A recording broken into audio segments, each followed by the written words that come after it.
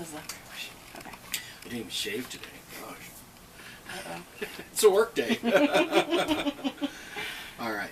Okay, so the first question that I wanted to ask was, with the decision that Nevada's made to adopt the Common Core state standards as is, not making any changes, even though they were allotted, I think, up to a 15% area to change, do you think that this was a good decision based on what you know of the standards? Or do you feel that there should have been a move to take that opportunity to make some adjustments? What are your thoughts on that? Okay. So first of all, the Common Core standards have been modified at the national level multiple times that most people don't know about. Okay. And so they're constantly refining them. A lot of it's editing and language kinds of pieces that needed to be cleaned up. So it's kind of a living document as it is. I think one of the reasons why Nevada adopted it as is if you think about education as a state's right, we do have the ability to change, like you said, up to that 15%. But once we change something, then we kind of change the integrity of what it is that we're doing. With limited resources in education, one of the advantages of adopting them the way they are is that we can now tap into the national databases for assessment, resources, curricula, all those things that are being developed for it. So we wouldn't have to make something on our own. We could evaluate and use the ones that work best for us at a national level. So ultimately, I think it was the right idea, and by the way, that doesn't prevent us from making changes later. Okay. So We can always change things. This just goes through a whole nother adoption process. Right, so, but as is, it's kind of good because we can take advantage of the resources. In a state that has minimal money for education, we Right. can now take advantage of national resources to help us out. Now, a lot of those resources aren't built yet, but think about the money it would take to build our own resources, the expertise to do that, versus these national consortia that have, millions of dollars that are building these things, and now we can take advantage of those. That was the right move. Okay. What do you believe will be like the positive effects that we observe as a result of adopting this program? Do you think that we're going to see a lot of positive improvements in the educational field, like in maybe like graduation statistics or test scores? Do you think that we're going to see a great improvement by adopting this program? So ultimately, yes. If you look at the goal of those standards is to raise the bar on what children need to know, to be, not just graduate from high school, but be, productive citizens. And so the long-term goal of that, short answer is yes. The short-term goal is a little more complicated. We have to put money into professional development so that the teachers understand it. And that requires a shift in their thinking. It requires more content knowledge. It requires modified pedagogy in order to teach that way. So by just adopting them, that was step one of a pretty complicated process of how to go about this. Now, with this being taken place already 2 years in the past, are we seeing some shifts? I would imagine there are classrooms where some of those shifts are being made and being done well. But with that said, the state has not put the resources into the teacher training that's necessary to really competently make those changes in a comprehensive way. So I do think there's a need for resources, and that even comes down to a district level. What is the responsibility of the district to train those? Because in our state, it actually falls to the district, not even at the state level. Wow. And so some districts have money to do that, some don't. Think about our rural districts. They have no money to do anything. Right. And so I think a more concerted effort needs to be made on the preparation side in order to teach these standards the right way. And then once the teachers really understand those, then I think you're going to see the implementation. Children will be able to do better. And, I mean, work at a higher level for these things. And I think the goal of the core is a worthy goal. Mm-hmm. Yeah. So it's going to be tough to get to. Right. That's actually what my next question was kind of gonna go towards was, so I was asking, like, do you think the current approaches in place to prepare our teachers to begin implementation beginning this upcoming school year will it be a gradual process, such as, like, how they have their weekly meetings, like how So that was like my question, because I'm like, you have this brand new program, this brand new philosophy, this brand new, all these standards. So what, are they just supposed to study up on it over the summer and then bam, come in? And but you have teachers that are very tenured and that have been here for years and they've done it this way for years. And so I was wondering, like, how does that look? Are you just expected to like read them and then know it, and then you got your new lessons, or are they providing like specialized trainings or conferences over the summer? Like, how does that? So it's all like you were saying. It's all over the spectrum. Mm-hmm. So let me first say that standards are not a curriculum. Right. Okay, standards are standards. Mm-hmm. When we adopt standards, then what we have to do is either build or adapt curricula in order to be taught. Now, we adopted pretty quickly with both core and NGSS, which is fine. But there still isn't a comprehensive curriculum out that actually teaches that, neither in math nor in English language arts. So teachers are in a precarious position right now of doing a job that they weren't necessarily trained to do. Right. They were trained to write lesson plans and to basically teach based in a lot of curricular-based things. Well, what they're being required to do now is to develop curricula. I mean, we have a master's and PhD program to train people how to do that, but most teachers don't know how to do that.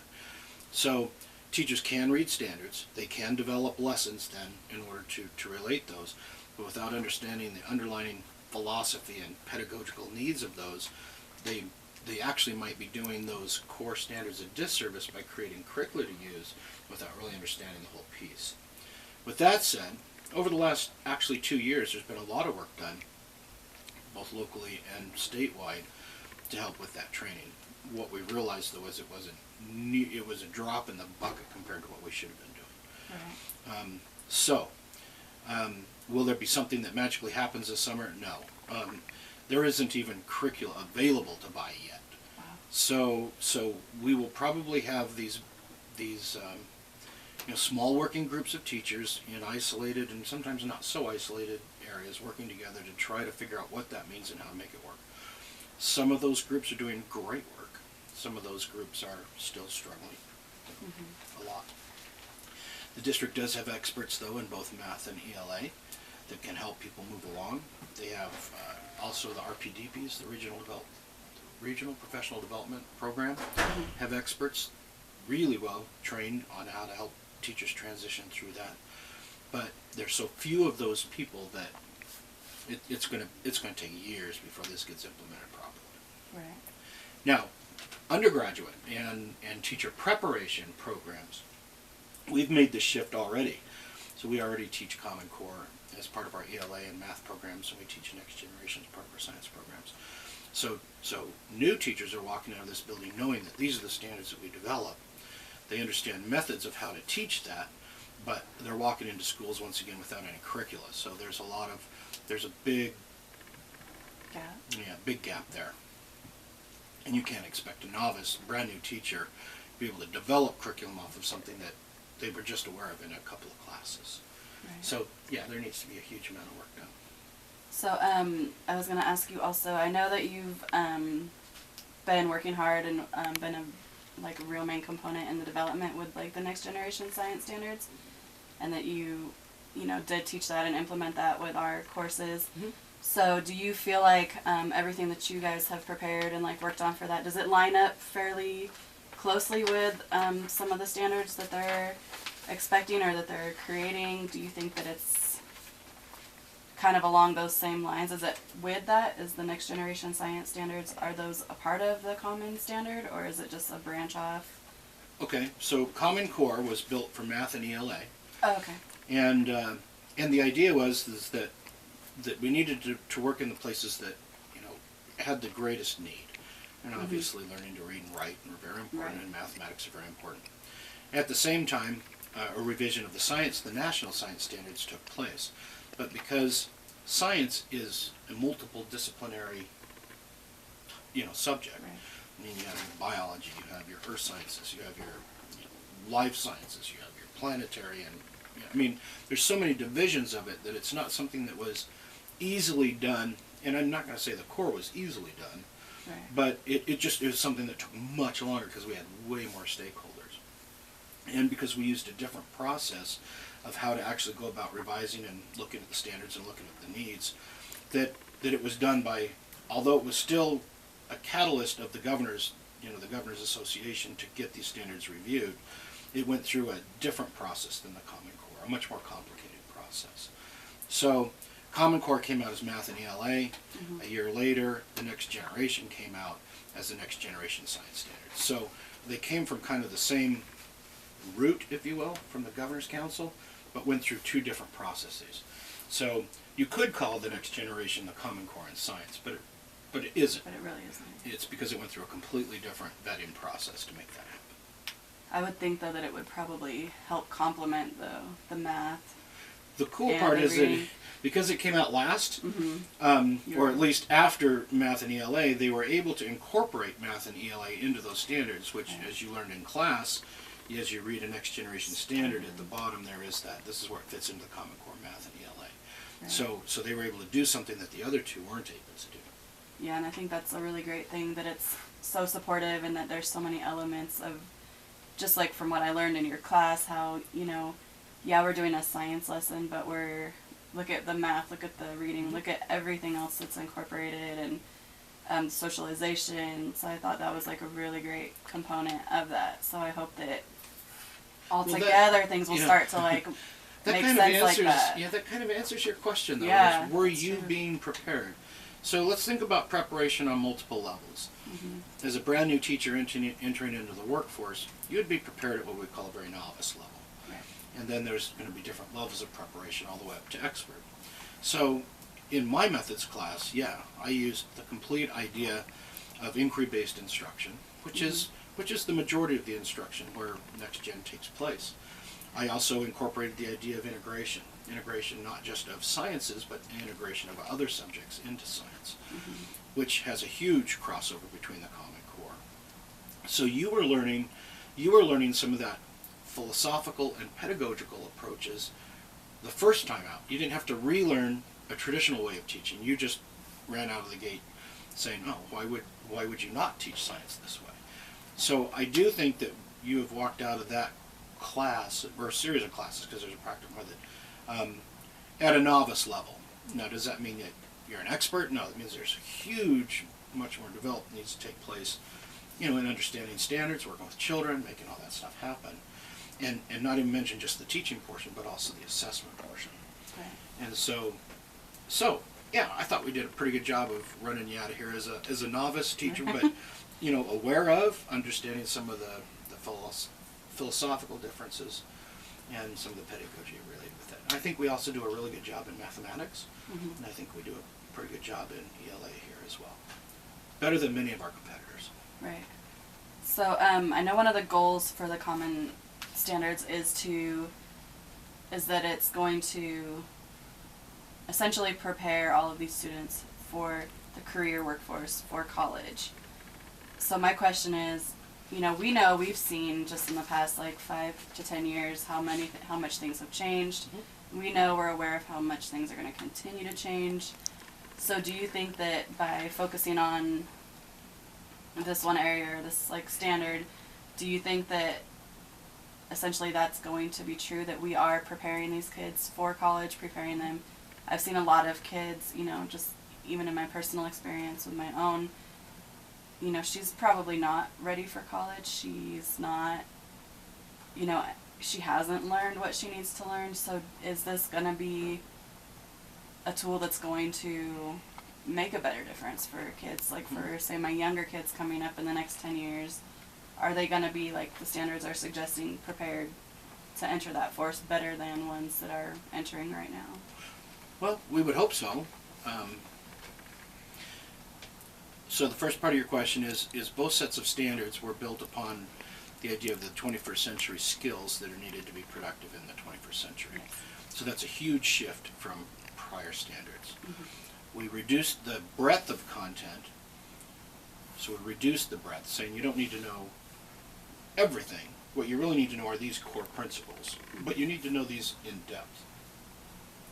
I think that's better, because I think a lot of times education was kind of like skipping a stone over water. You got a little bit of this and that with a lot of gaps in between. So if we reduce how much we have to teach, but really go into more depth about what we know about some of those basic pieces. I think ultimately, after a generation goes through education, that we should be able to see that they are better prepared to work in the 21st century. But they're only going to be better prepared if the teachers are better prepared to actually teach that. So it's going to take 1 or 2 more generations to get through this. Right. The third piece is that in the reduction of the content, they chose to say what is the content that's really important, but not just what is the content, but what are the practices associated with that? What are the, like in science, what are the cross-cutting concepts? What are the social ramifications? So it's really going beyond just identifying and memorizing certain little pieces, but it's also understanding how we go about doing math or how we go about doing science and how that ties back into the big picture. So when it's done right and over time, I think it would lead to better prepared students entering either the workforce or college. Okay. Long way to go to get Right. there. And hopefully, I'm hoping, I was really excited, when we took the course, that a lot of things are moving more towards hands-on, more towards experiential, aspects of things, and letting children get their hands dirty, letting them, really, instead of just being stuck into a book for 8 hours of the day, which is something that I've seen a lot. Like, I'm excited that the movement is headed that way. Do you think that'll continue? Do you think that's going to be a big focus? Yes, and because those are the philosophical pieces, the theoretical foundations that these are actually built on. Is that we've been doing this for years, it hasn't really worked, and if you look at how children actually learn, well, if we match how children learn and what we understand about the brain and learning today, then that has to change a lot of the way that we actually teach science. So once again, when you really understand these standards, I don't know why anybody would be against them. It's simply just holding us to a higher standard, understanding better what we know, and preparing everybody to go ahead. I do understand why people are upset, and that's the assessment piece. But that's a different story than just the standards and teaching the standards. And then my last question was, so the standards are geared more towards K through 12. Mm-hmm. Currently I am in a pre-K program or working environment, but at the same time, this development, this whole movement, it's struck me. It's become important to me. Mm-hmm. So I just wonder, so at the pre-K level, do you think that it's important to start implementing some of those strategies, some of those ideals, even maybe taking some from kindergarten level and maybe, just, lowering them a little bit to an age-appropriate level? But do you think it's important for pre-K to be getting involved in this and starting things at that level to just make it that much more fundamental or foundational for the kindergartners that are starting out? So I do think so, yeah. So I think that our governor has two initiatives for his education policy over the next biennium. One is working with second language learners, the other is working with early childhood. Mm-hmm. I think nobody questions the idea that the earlier we get started, the greater the impact has over generations for the learning of that child. So I think not only should we be involved in pre-K, but we need to invest a lot of money and make that happen. So, yeah. Okay. Yeah, I definitely, I feel that, that urge to, move forward, with where I am right now and get that. So I just was curious how you felt about that, because I'm I feel like it should start now. We should go with this. And so well, these standards do talk about kindergarten, but they also talk about what preparation the kids should have as they come into this. And so we haven't left pre-K out. But when you think about developmental learning, we already have some pretty decent standards and for some basic principles. So I think that the states could look and use the core and next gen to help them kind of say, maybe reevaluate our standards at the pre-K level to decide, are we actually indeed doing what we need to be doing? Do we need to be doing more? Or, do we need to be teaching less and doing more? I think it's a good time to reevaluate those standards. So, but where they're supposed to start in kindergarten, and so if we back that up.